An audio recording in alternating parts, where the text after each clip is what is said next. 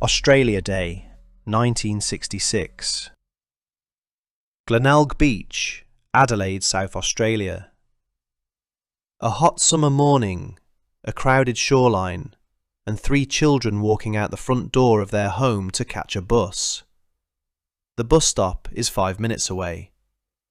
The beach is a few minutes past that.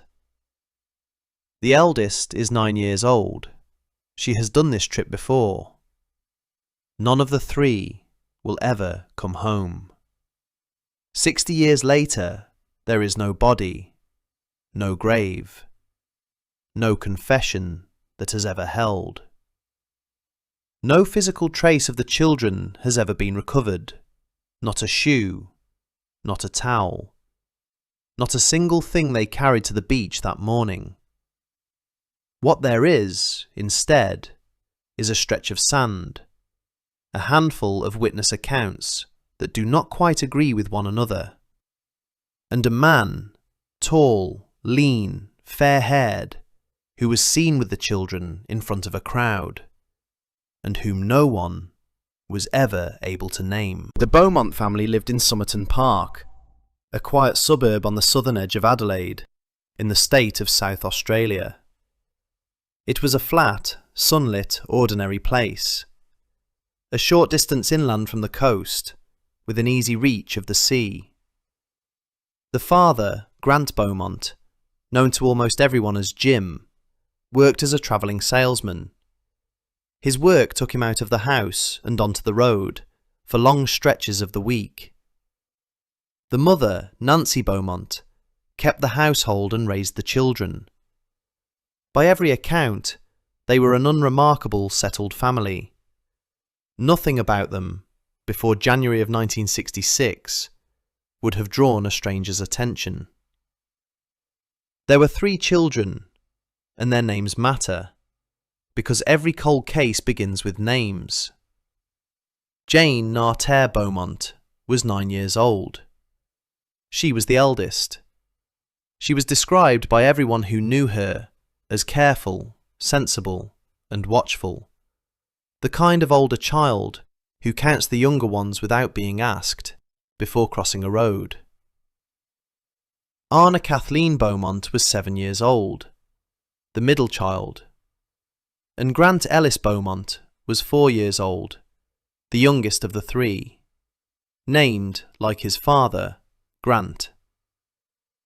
By the standards of 1966, the Beaumont children were independent, in a way that a modern listener may find genuinely difficult to picture. They walked to school on their own. They walked to the local shops. They had, on more than one occasion, taken the short public bus ride down to Glenelg Beach, entirely by themselves, and come home again without any trouble at all. This was not seen as unusual. It was not considered careless, or neglectful, or strange. In suburban Australia in the summer of 1966, children moved through their own neighbourhoods with a freedom that an entire generation would later look back on and find almost impossible to imagine. It was, simply, ordinary life. On the morning of January 26th, Australia Day, a national public holiday, the middle of the Southern Hemisphere summer, the 3 children asked their mother if they could go to the beach. The plan was simple, and it was a plan that the family had used before. The 3 children would take the public bus from a stop near their home down to Glenelg Beach. They would spend the morning there, in the water and on the sand, and they would catch the bus home again in time for lunch. Nancy Beaumont gave Jane, the 9-year-old, money for the bus fares and for the children's lunch. By the family's account, this was loose change, coins, enough for the journey and a modest meal, and nothing more than that. The agreed return time was around noon, and there was a fallback. If the children somehow missed the noon bus, the next service would bring them home by about 2 o'clock. It was, in every respect, a routine the family had run before, without incident. The children left the house at approximately 10 o'clock that morning. They were seen, almost immediately, by someone who knew them well. A local postman, a man the Beaumont family knew, and who knew them, passed the three children as they walked toward the bus stop. He spoke to them. They were cheerful. Nothing about them seemed wrong. He would later help investigators fix the timing of the morning. His sighting was consistent with the children catching a bus that reached Glenelg at around 10 in the morning. The bus journey itself was short, a matter of minutes. The children would have stepped off the bus near the Glenelg foreshore soon after 10 o'clock, into the middle of a busy public holiday crowd, on one of the most popular beaches in the city of Adelaide. From that point forward, every account of where the Beaumont children were comes from strangers, and the strangers would describe something that the family had never planned for. What investigators eventually assembled from witness statements taken in the days and weeks after the children vanished was a partial picture of the morning. The Beaumont children were seen at Glenelg Beach by several people. Some of those witnesses knew the children, some did not, but more than one of them described the same detail. The three children were not alone. Witnesses reported seeing the children playing on the beach with a man. He was described as tall and lean, in his 30s, with a thin face and fair or light brown hair swept back. He was tanned, in the way a person is tanned when they spend a great deal of time outdoors. Witnesses said the man and the three children appeared comfortable together. He played with them in the shallow water. He helped them, at one point, in what some witnesses described as a game involving the children's towels. To the people watching, there was nothing alarming about it. A man and three children at a public beach looked like a father with his family. No one intervened. No one had any reason to. This is the detail that has haunted the case for 60 years. The Beaumont children, by multiple accounts, were not taken by force in front of a crowd. They appear instead to have spent a comfortable morning in the company of someone they had come to trust.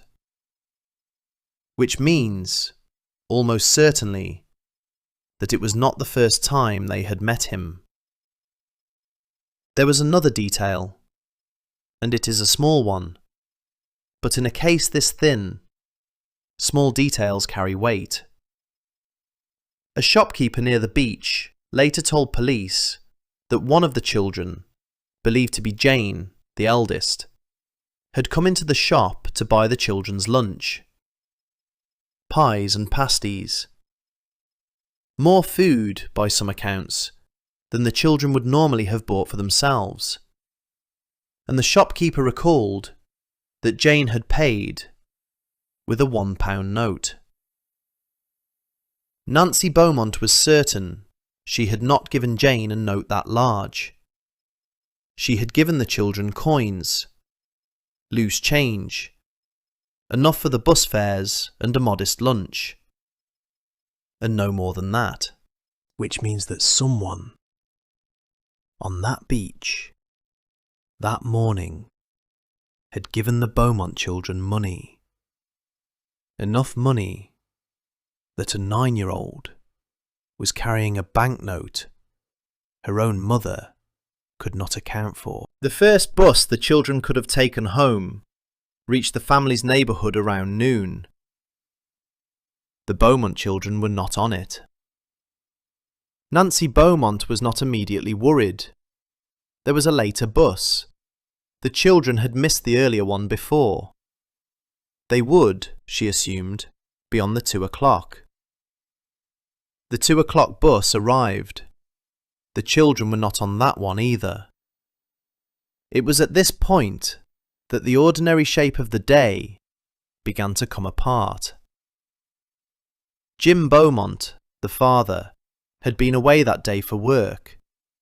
He returned home in the early evening to find that his 3 children had not come back from the beach.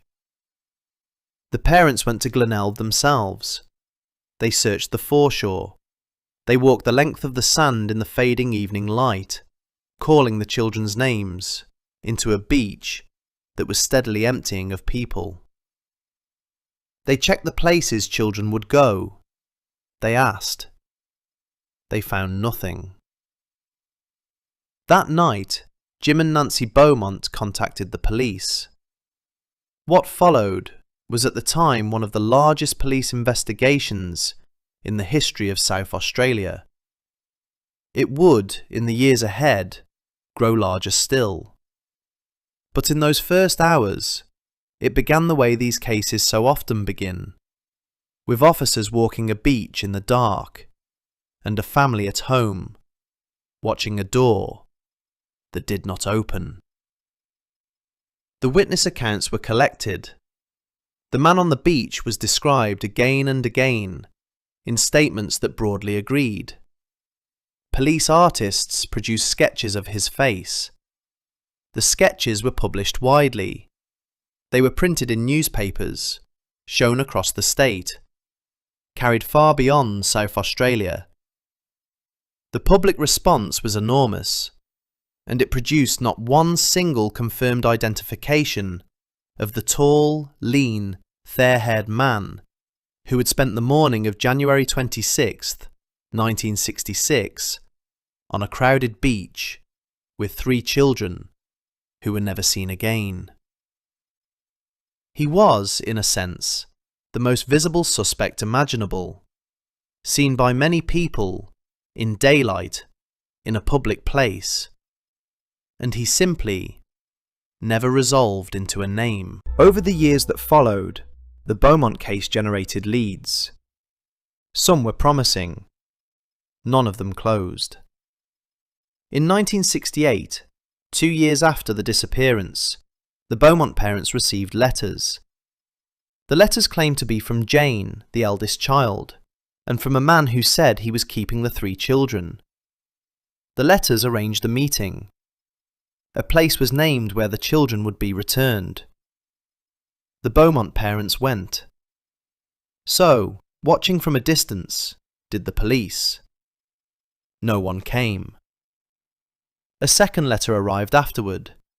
It claimed the man had seen the police presence at the meeting point and had changed his mind. The chance, the letter said, was gone. For decades, those letters were treated as a cruel hoax.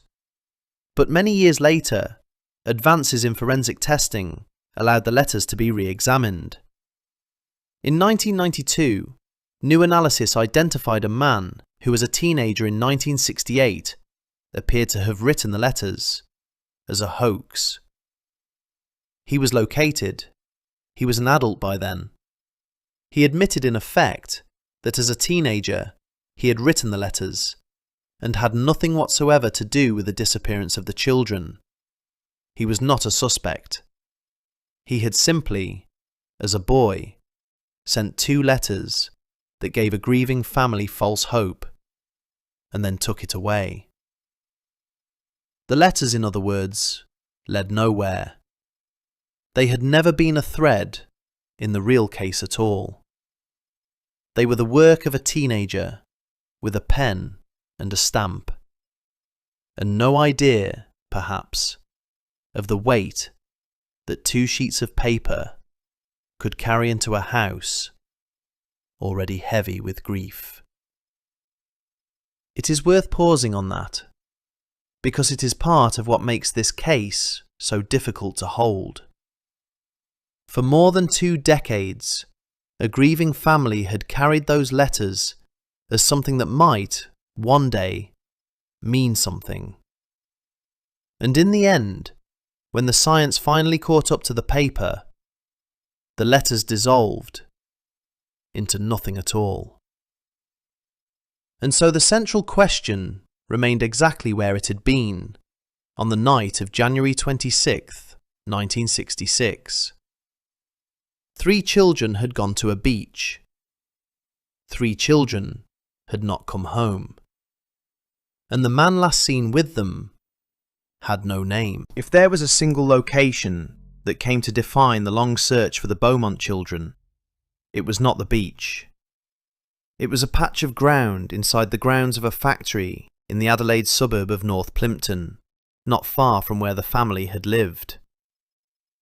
Over the decades, a witness account took shape.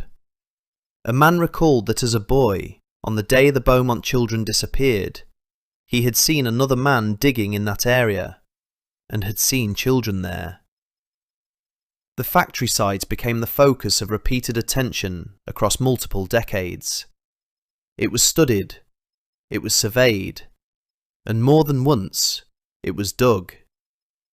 In 2013, a section of the grounds was excavated after ground-penetrating radar suggested a disturbance beneath the surface of the soil.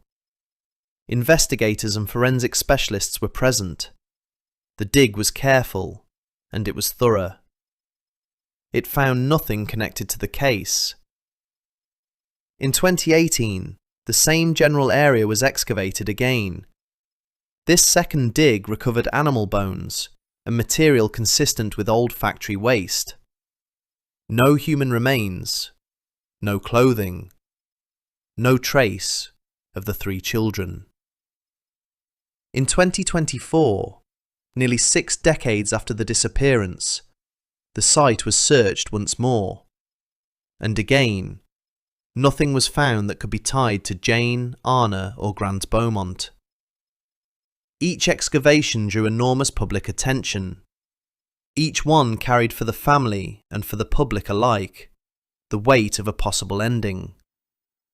And each one ended the same way, with cleared soil, a filled-in pit, and a question that was exactly as open as it had been the day before. This is one of the hardest features of the Beaumont case to sit with. It is not a case with no leads. It is a case with many leads, sightings, suspects, theories, digs, none of which has ever produced a single confirmed piece of the 3 children themselves. No clothing, no belongings, no remains. In 60 years, nothing. Jim and Nancy Beaumont never moved house. For years, they stayed in the same home in Somerton Park, in part by their own account, so that if their children ever found their way back, the house would be where they had left it. The 2 of them rarely spoke publicly about the case. They gave very few interviews. They lived, as much as it was possible to live, quietly. Jim and Nancy Beaumont eventually separated. They lived out the rest of their lives without ever learning what had become of Jane, Arna and Grant. Nancy Beaumont died in 2019. Jim Beaumont died in 2023, at the age of 98. Neither parent ever had an answer. By the time of their deaths, the disappearance of the Beaumont children had become one of the most well-known unsolved cases in Australian history. It is often credited with changing the country itself. Before the Beaumont children, Australian children moved through their suburbs more or less freely. They walked, they wandered, they caught buses alone.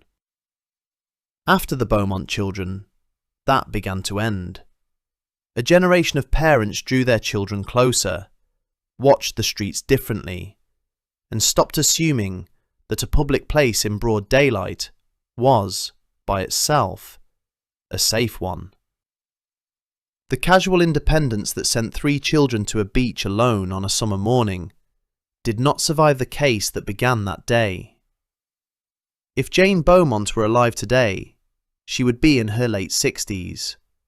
Arna would be in her mid-60s. Grant would be in his early 60s. The 4-year-old who held his sister's hand on the walk to the bus stop. They are remembered permanently as a 9-year-old, a 7-year-old, and a 4-year-old. Children in a faded summer photograph, frozen at the ages they were on the last morning anyone saw them. 60 years after the Beaumont children disappeared, the case remains open and unsolved. Several men have been publicly named over the decades as possible suspects. Some were known offenders. Some matched the witness descriptions in part. None has ever been charged with the disappearance of the 3 children. In every instance, the evidence has fallen short of proof. The investigation has never formally ended. South Australia Police have continued to assess information, and a substantial reward has stood for many years for information that solves the case. But the obstacles are now severe. Most of the original witnesses are elderly or have died. The beach as it was in 1966 has changed. Any physical trace has had 60 years to disappear. What endures is the shape of the thing. A man on a beach, comfortable with 3 children, in front of a crowd that saw no reason to look twice. A £1 note that a mother could not explain, and 3 children who walked toward the water, and out of every record the world keeps. We may never know who the man on the sand was. We may never know where Jane, Anna and Grant Beaumont went after the last witness lost sight of them. But we know they were seen. We know they were not afraid. We know that whatever happened that day happened in plain sight and was still, somehow, never explained. And that, for as long as cold cases are remembered, is what keeps the file open, even when the trail is cold. Chalkline file doesn't promise you answers. Sometimes the file is open for 60 years. Sometimes the trail goes cold on a sunlit afternoon. 3 children left a house in Somerton Park on a summer morning in 1966. A 9-year-old, a 7-year-old, and a 4-year-old. They were going to the beach. They had done it before. What we have 60 years later is a handful of witness accounts that mostly agree, a police sketch of a face that no one ever claimed, a series of excavations that found nothing, and 2 parents who lived their whole long lives without an answer. If you know something the file does not, a name, a recollection, a story carried in a family from someone who was on Glenelg Beach on Australia Day 1966, every detail still matters, even now, even 60 years on. Cold cases stay cold until they don't. This was the Beaumont file.